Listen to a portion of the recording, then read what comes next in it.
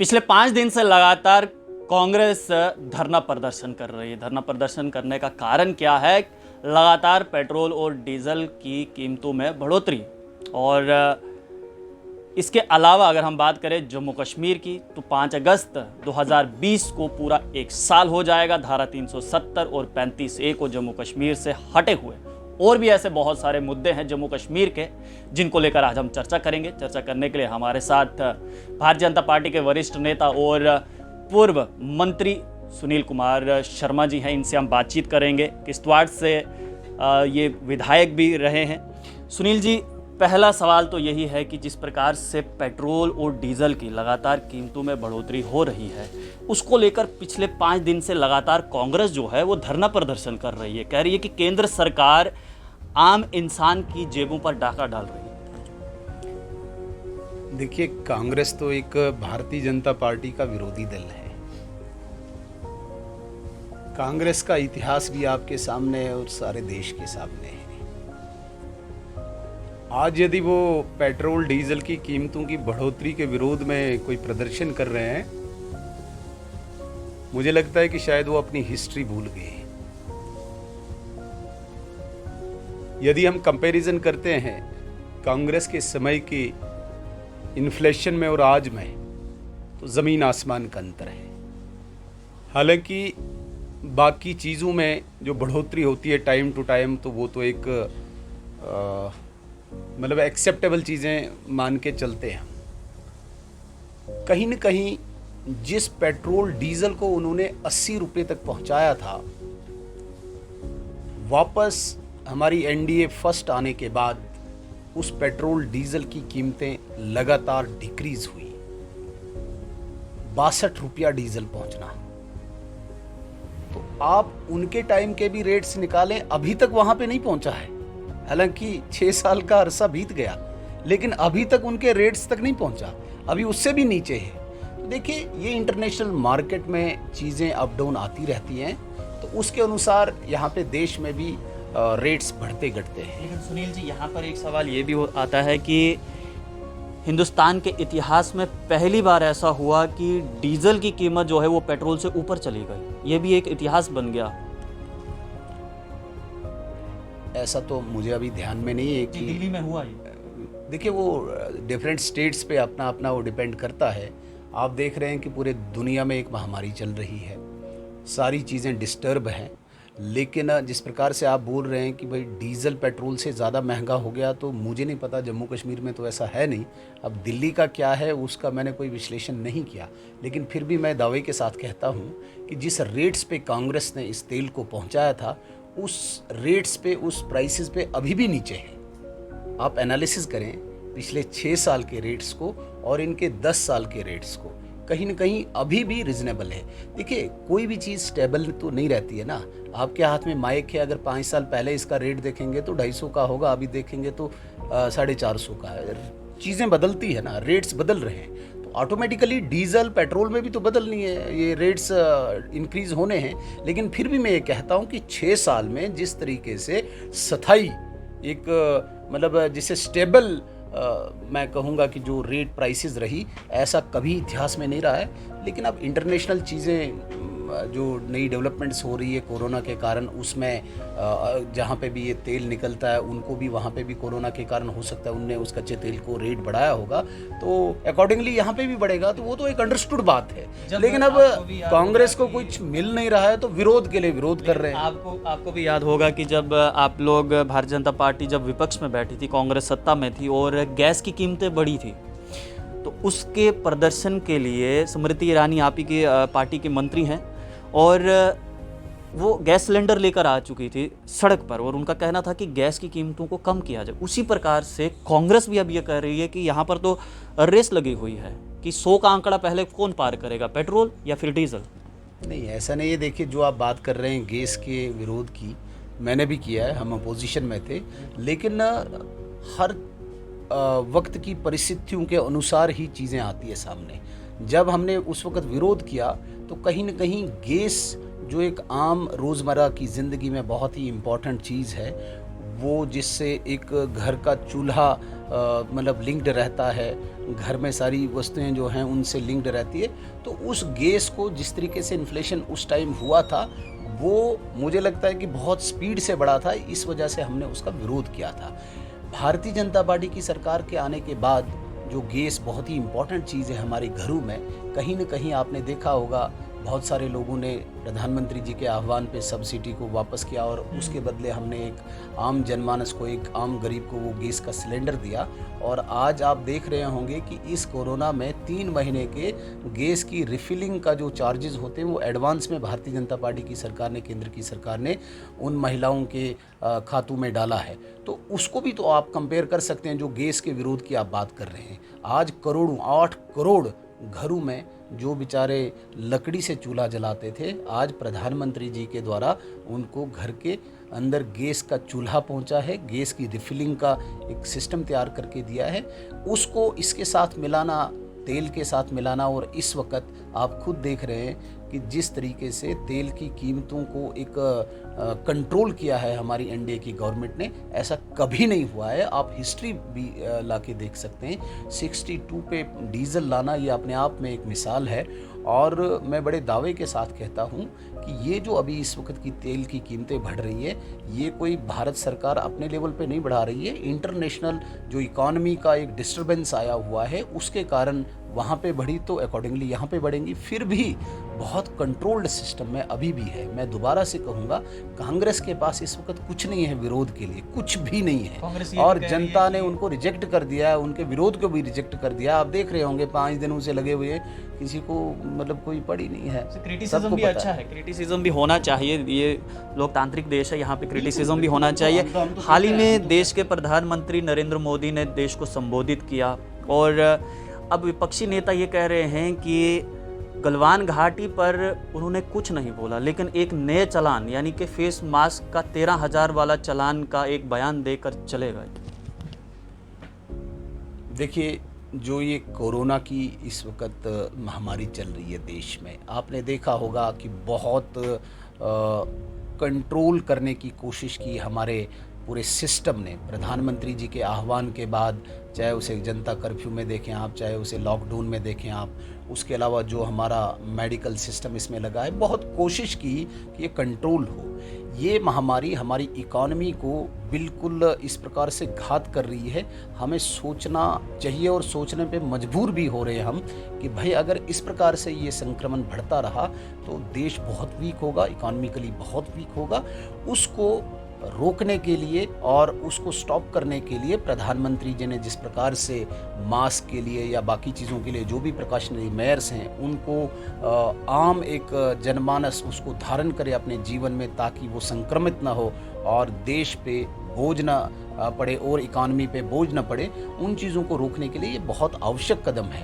यहाँ पे कोई भी हो, और मुझे लगता है कि प्रधानमंत्री जी ने बहुत सोच समझ के सारी टेक्निकल टीमों के साथ पूरा विचार विमर्श करके ये सारी चीज़ें लाई है। एक तरफ से गलवान घाटी की जो आप बात कर रहे हैं, गलवान घाटी में आपने देखा होगा कि जिस प्रकार से 15-16 जून की रात को हमारी वीर जो सैनिक थे वहाँ पे, उन्होंने जो शहादत पाई, और शहादत से पहले उन्होंने चाइना की पीएलए को एक वहाँ के छक्के छुड़ाए। 20 के बदले उनने 56 लिए हैं, और आज चाइना मजबूर है, आज चाइना बैकफुट पे है। उसके बाद जो आज तक की पॉलिटिकल विल रही है चाइना के प्रति, बहुत कमज़ोर रही है कांग्रेस के टाइम। पहली बार उनको लग रहा है कि नहीं, मोदी जी के नेतृत्व में जो सरकार है, जो भारतीय जनता पार्टी के नेतृत्व में जो इस वक्त सरकार है, उन्होंने सेना को खुली छूट दे के बॉर्डर्स पे बिल्कुल एक अलर्ट जारी कर दिया। और चाइना को थोड़ी सी भी यदि उन्होंने थोड़ा सा भी आंख दिखाने की कोशिश की तो उनको घर में घुस के मारने की पूरी तैयारी है। तो इसमें कांग्रेस हमें क्या सवाल खड़े कर सकते हैं? कांग्रेस के टाइम पे आप देख सकते हैं अक्सर चीन हमारे से छीना गया। कांग्रेस ने जगह जगह पे चाइना बॉर्डर पे जिस प्रकार से अपनी वीकनेस शो की है, तो वो हमसे क्या सवाल पूछ सकते हैं? चाइना की आर्मी जिसने कांग्रेस को चंदा दिया है, जिसने कांग्रेस को डोनेशन दी है, किसके बदले दी है? तुम चुप रहो, तुम देश को वीक करो। आज देख रहे हैं आप मीडिया में, आप खुद भी हैं और मीडिया पे, टीवी पे जिस प्रकार से आप देख रहे हैं, भारतीय सेना जिस प्रकार से सीना चौड़ा करके, सर ऊंचा करके गर्व से वहाँ पे खड़े हैं और ईंट का जवाब पत्थर से देने के लिए तैयार है। मुझे लगता है कि मोदी जी के बराबर किसी की पॉलिटिकल विल इतनी न रही है और न रहेगी। अच्छा, अब आते हैं हम 370 पर। 5 अगस्त 2020 को 1 साल हो जाएगा पूरा, और ठीक 4 अगस्त को जम्मू कश्मीर में 4G सेवाओं को बंद कर दिया गया था। जब से कोरोना महामारी आई है तब से ऑनलाइन क्लासेस चल रही हैं, लेकिन बच्चों को दिक्कत आ रही है पढ़ाई में। उनका कहना है कि अगर टीचर कोई लेसन दिखाता है हमें, तो वो तो स्पष्ट रूप से दिखाई भी नहीं देता है। PDF फाइल भेजी जाती हैं। अगर PDF फाइल ही पढ़नी है तो फिर टीचर का क्या काम? खुद से घर पर कैसे बच्चा पढ़ेगा? मैंने बहुत बार पहले भी कहा, आपसे शायद पहली बार संवाद कर रहा हूँ। देखिए 4G इस वक्त की एक, मुझे लगता है कि बहुत ज़रूरत है, एक आवश्यकता है इस वक्त की। और 4G पे ही हम लिमिटेड नहीं रहेंगे। हो सकता है नेक्स्ट टाइम हमें 5G की बात करें या 6G की बात करें। हमारी ज़रूरतें वक्त के साथ बदलती रहती हैं। फिलहाल तो 4G की है। मैं इसी पे बात कर रहा हूँ ना। सवाल ये पैदा होता है कि जिस वक्त 5 अगस्त को हमारी केंद्रीय सरकार ने 370 को एब्रोगेट किया, एक लंबे समय से 1947 से एक जो ट्यूमर यहाँ पे तैयार किया गया था, एक मानसिकता जो तैयार की गई थी सेपरेटिज्म की, एक अलगाववाद की, और पाकिस्तान को भी कुछ लोगों ने एक स्लोगन दिया था 370 के नाम पे स्पेशल स्टेटस, 370 के नाम पे वो कश्मीर को जिस भी नज़रिए से देखता था, उस सारे, मुझे लगता है उस सारी इन्फेक्शन को दूर किया गया वंस फॉर ऑल। हालांकि इसमें हमने बहुत नुकसान भी उठाया है। इन 70 सालों में इस 370 को लेके बहुत नुकसान उठाया है। हमने कई अपने सिपाही खोए हैं, हमने कई माओं के लाल उजड़े देखे हैं, हमने कई बहनों का सिंदूर उजड़ते देखा है। तो इसमें हमने कुर्बानी बहुत दी है, इसमें हमने नुकसान बहुत उठाया है। अब भारत और ज़्यादा नुकसान बर्दाश्त नहीं कर सकता था। अब हम और ज़्यादा घर सुनसान नहीं देख सकते थे। इसके लिए हमारी केंद्रीय सरकार ने जो फैसला लिया, एक बार इस दशा और दिशा को बदलने के लिए, इस कुछ लोगों ने जो पाकिस्तान को एक स्लोगन दिया था 370 के नाम पे स्पेशल स्टेटस का, उसको जड़ से उखाड़ कर फेंक दिया, दिमाग से ही उस ट्यूमर को निकाल दिया। अब आप मुझे बताइए, 1947 से लेके आज तक जो ये ट्यूमर बना था, इसको एक उपचार किया गया। उपचार के लिए बहुत सारी चीज़ें अस्त व्यस्त हुई, ये तो जाहिर सी बात है। आप घर में कोई नया काम शुरू करेंगे तो कुछ चीज़ें डिस्टर्ब तो होती हैं। अब हम उन चीज़ों को लेके हम कहें कि नहीं 370 को हमें नहीं करना चाहिए था क्योंकि हमें 4G अभी चाहिए, भाई उन लोगों को कौन जवाब देगा? उन शहादतों को कौन जवाब देगा? उस खून को कौन जवाब देगा? कोई पंजाब से, कोई मद्रास, कोई राजस्थान, कोई मध्य प्रदेश से जिन्होंने अपना खून बहाया, वो कब तक यहाँ पे खून बहाते रहेंगे? उस ट्यूमर को ही ख़त्म करने के लिए बहुत ज़रूरी था। मैं बार बार कहता हूँ, एक ट्रांजिशनल फेज़ चल रहा है जम्मू कश्मीर में, ट्रांजिशनल फेज़ चल रहा है, और कहीं न कहीं इस जम्मू कश्मीर को दोबारा से वहाँ पर स्थापित करने के लिए जो आज तक हमने कुर्बानियाँ दी हैं, उनके लिए ये 370 को हटाना ज़रूरी था। और 370 को हटाने के लिए ये जो स्टेप्स उठाने थे बहुत आवश्यक थे। 4G भी उसमें आता है, उसमें और भी कुछ लोगों को प्रिकॉशनरी जेलों में भी रखा गया। लेकिन आपने देखा 370 के हटने के बाद जो प्रिकॉशनरी मेयर्स उठाए गए, यहाँ पर जो लोग कहते थे कि यहाँ पे जिस्म जल जाएंगे, यहाँ पे कत्ल गारद होगी, यहाँ पे हज़ारों लोगों का कत्ल होगा, एक चिड़िया का पर भी नहीं काटा गया। तो इसके लिए कहीं ना कहीं आपको शाबाशी देनी होगी। आएगा 4G भी आएगा, बहुत जल्दी आएगा, ये कोई बहुत बड़ा मसला नहीं है। सारी चीज़ों को एनालाइज किया जा रहा है, मुझे लगता है कि 4G आएगा और हम भी डिमांड करते हैं कि 4G आना चाहिए। अब हालात लगभग जो 370 के कारण जिन पर हमें आशंका थी कि इस प्रकार के हालात बनेंगे, वो हालात भी अभी नॉर्मलाइज हो गए हैं और 4G बहुत जल्दी आएगा। मेरा आखिरी और सबसे अहम सवाल, टोल प्लाजा। आपके पार्टी अध्यक्ष रविंदर रैना ने पत्रकार वार्ता की और उसमें कहा कि हम टोल प्लाज़ा को उखाड़ कर फेंक देंगे। लखनपुर टोल प्लाज़ा फ़िलहाल बंद है, लेकिन ऐसी खबरें आ रही हैं कि वो फिर से चालू हो सकता है। अखनूर में टोल प्लाज़ा लगाने की बातचीत की जा रही है। तो जम्मू के लोग ये कह रहे हैं कि मंदिरों के शहर का नाम बदल कर कहीं टोल प्लाज़ा तो नहीं होने जा रहा है। बहुत सारी कॉमेडी वीडियोज़ बन रही हैं कि कब ये टोल प्लाज़ा हटेगा।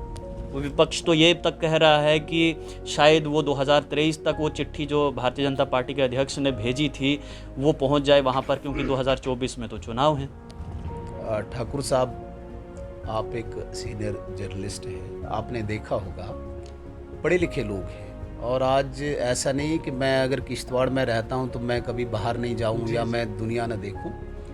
आप दुनिया के किसी भी कोने में जाइए, आप देश के किसी कोने में जाइए, आप सबसे पहले सड़कों का कंपैरिजन कीजिए, सड़कों का कंपैरिजन कीजिए। यदि हम जम्मू कश्मीर में नेशनल हाईवे की बात करते हैं या मेन सड़कों की बात करते हैं, कौन सा है? लखनपुर से लेके कश्मीर, बटोट से लेके किश्तवाड़ या अच्छाबल तक, या अखनूर से लेके पुंछ तक, ये हमारी स्टेट को जोड़ता है। उसके बाद इंटीरियर रोड्स आते हैं, ठीक है। इन हाईवेज की दुर्दशा आज तक आपने देखी होगी। क्या दुर्दशा थी?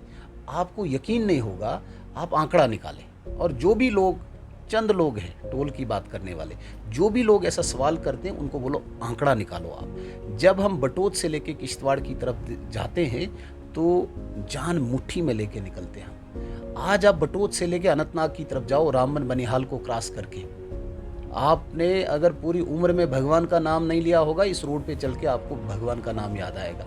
आप कठवा से लेके जम्मू तक जो दुर्दशा इनकी थी, आप देखते क्या होता था, पता ही नहीं चलता था खड्डे में रास्ता है कि रास्ते में खड्डा है।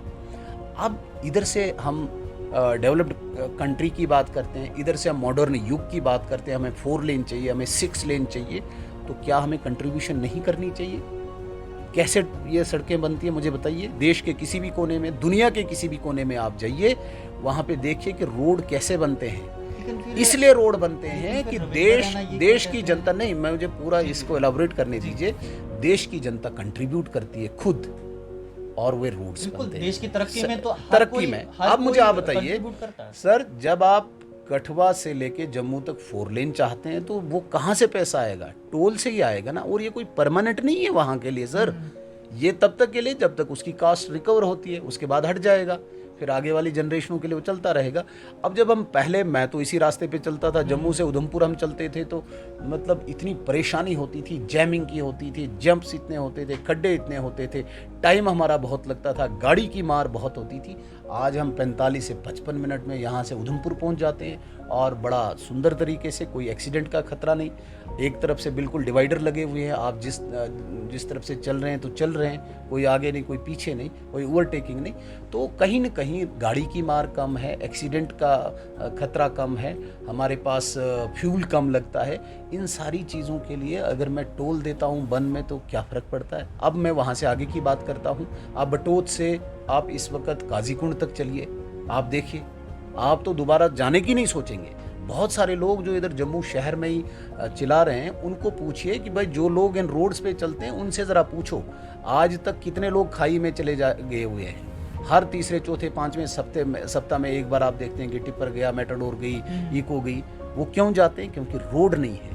उस रोड को वाइड करने के लिए, चौड़ा करने के लिए आज भारत की सरकार ने स्टेप उठाया, उसके लिए हमने टोल देना है।